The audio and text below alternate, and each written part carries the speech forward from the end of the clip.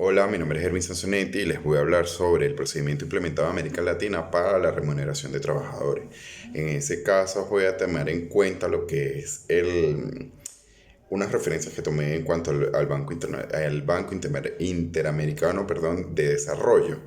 Entonces, o el Banco Internacional de Desarrollo, como lo puedan llamar, en sus siglas BID, de América Latina y el Caribe. Entonces, vamos a tener en cuenta de que este documento habla un poco sobre cómo se hace la remuneración de cargos o la remuneración de trabajadores de acuerdo a diversos tópicos, tanto en la América Latina como en el Caribe. Entonces vamos a tener en cuenta que para el sueldo mínimo se hacen unos y para los otros tipos de sueldos otras cosas. Entonces vamos a tener en cuenta primero el sueldo mínimo. Esclareciendo también que Shabanato dice que el sueldo debe ser una base para poder subsistir dentro del sistema social, que con esa base tú puedas remidir o redimir todo lo que es, perdón, las necesidades básicas que tiene un ser humano. Entonces ahí vamos a tener varias cosas en que hablar, ¿no? Entonces, teniendo en cuenta esto, el documento también habla de que en cuanto al sueldo mínimo, muchos de los estados de Latinoamérica se hacen estudios o se hace un análisis como tal de cómo está subsistiendo el ser humano como tal, cómo está subsistiendo el ciudadano común dentro de la economía nacional. Entonces, en eso vamos a tomar factores como la calidad de vida, en cuanto a necesidades básicas como la alimentación, como la salud, como la educación, como la vivienda. Si esta persona vive arrendado, si esta persona tiene una casa propia pero necesita pagar impuestos o algunos valores fiscales dentro de lo que tiene que ver en relación a la vivienda, ¿no? O en relación al carro. Entonces tenemos eso como tal, ¿no? Por otra parte, para el sueldo mínimo se hacen estudios en cuanto a la economía y en cuanto a la producción en muchos de los países de Latinoamérica. Cómo está nuestro Producto Interno Bruto y en consecuencia cómo está la productividad nacional para poder tomar decisiones en cuanto al sueldo mínimo. Esto se hace mucho acá en Colombia. ¿Por qué? Porque este aumento que hubo se pronosticaba en el Senado colombiano de un 4 a un 6%, teniendo en consideración la producción del país para el año pasado. Entonces, cuando vamos a evaluar esto, igual el Senado lo evaluó, que se debe hacer un 6%, porque las personas cubrían ciertos gastos como arriendo, alimentación, salud, educación, lujo, ocio, entretenimiento, entre otros, que a veces los valores no están acordes con la realidad, pero ellos hicieron su estudio en base a muchos tópicos que, bueno, para ellos son valederos. Pero este mismo procedimiento, esta misma evaluación se hace en países como Chile, Colombia, Ecuador, Argentina, México, Costa Rica, entre otros. O sea, se hace un estudio como tal de cómo está el ciudadano común, cómo está influyendo la economía nacional, cómo está esta relación de calidad de vida, esta relación de hiperinflación, en el caso de Venezuela, de inflación, de dólar, de cuánto está el dólar, cuánto está la producción nacional, cuánto se está importando, cuánto se está exportando, cuánto es la capacidad del Estado para poder responder a ese aumento de sueldo. Entonces, eso se hace en cuanto al sueldo mínimo, teniendo en consideración esta referencia que es del que le estaba hablando, ¿no? Entonces, por otra parte, tenemos que, para lo que es un sueldo básico, un sueldo tomado en consideración a tipos de cargo, ejemplo, en mi caso, puedo decir por experiencia propia, estando en Venezuela, trabajé para diversas empresas, dentro de las cuales, dependiendo de mis estudios, dependiendo de lo que yo haya hecho en otras empresas, la capacidad o la gestión que yo haya hecho dentro de la misma empresa, tenía un sueldo muy distinto a otros. Entonces, en este caso, en América Latina se va a tomar en cuenta lo que es la remuneración de cargos como tal, ya sea un ingeniero, sea un licenciado, sea un contador, de acuerdo a su trabajo, de acuerdo a su experiencia, de acuerdo a la capacidad que tiene esta persona para poder atender el puesto.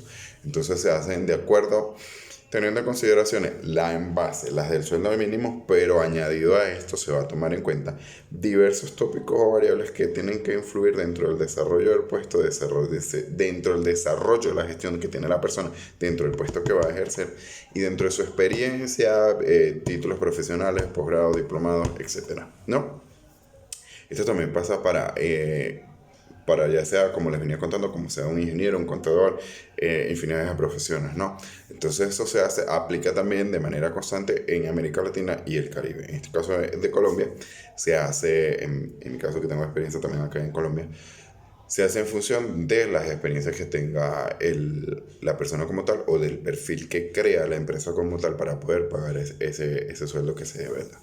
En muchos casos, acá en Colombia no se hace como en Venezuela, pero se hace una estimación. Por ejemplo, si el sueldo mínimo está en 964.000 pesos con el auxilio de transporte, se hace un redondeo, es decir, bueno, la persona es en Venezuela se dice técnico superior universitario, la persona es un tecnólogo. Acá en Colombia se hace un sueldo en base a que 1.200.000 a 1.500.000 pesos. Entonces ya ahí se hace una estandarización del sueldo para las ciertas tecnologías.